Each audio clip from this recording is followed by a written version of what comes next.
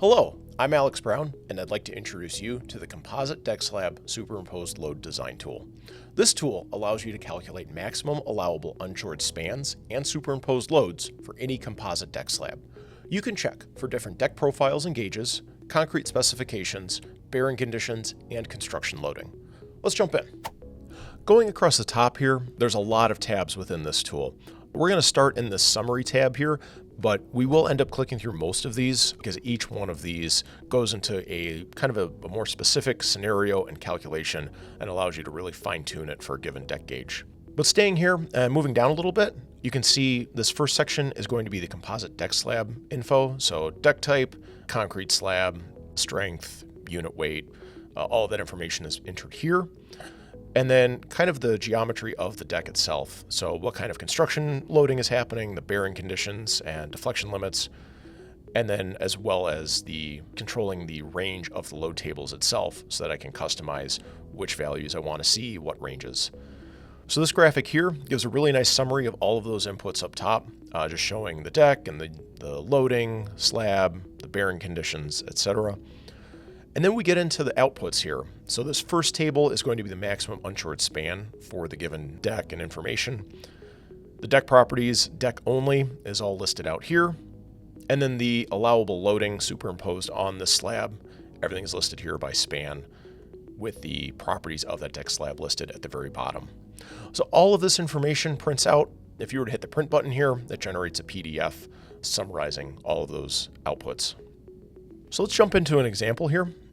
So working from top to bottom, unit system, imperial, ASD, that's all fine. You'll notice that composite is locked in. This tool is specific for a composite deck slab, as it's named.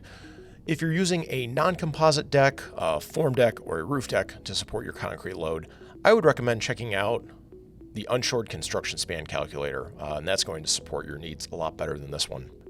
But coming through here, getting into a real example, let's select a deck type. So first thing, just talking through the nomenclature here, the first number is going to be the depth of the deck. So 1.5 inches, 2 inches, 3, 2, and 3.5 inches. VL is the Vulcraft shorthand for composite deck, with the last letter being some different variations. So the I is for an interlocking side lap, which is going to be good for welding.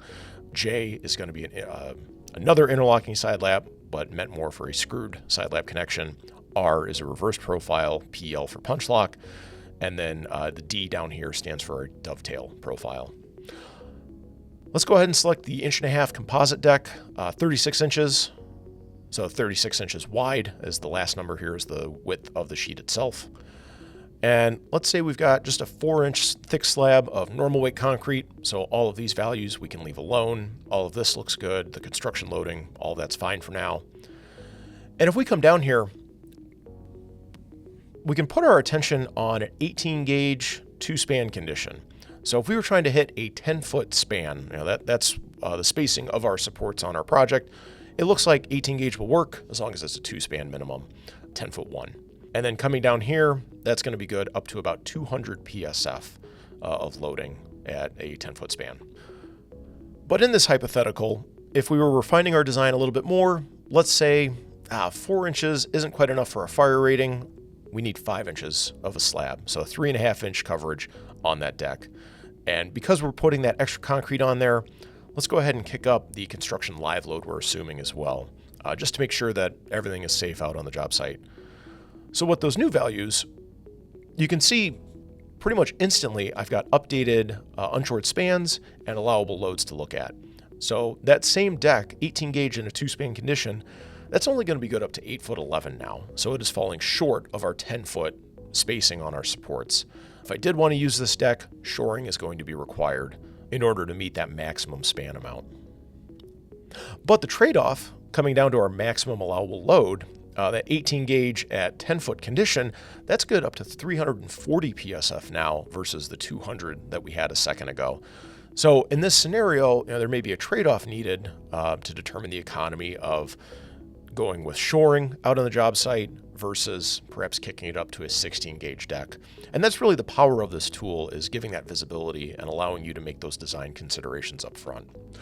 Clicking through the rest of the tabs here, we'll keep in mind that 18 gauge 10-foot span through all of them.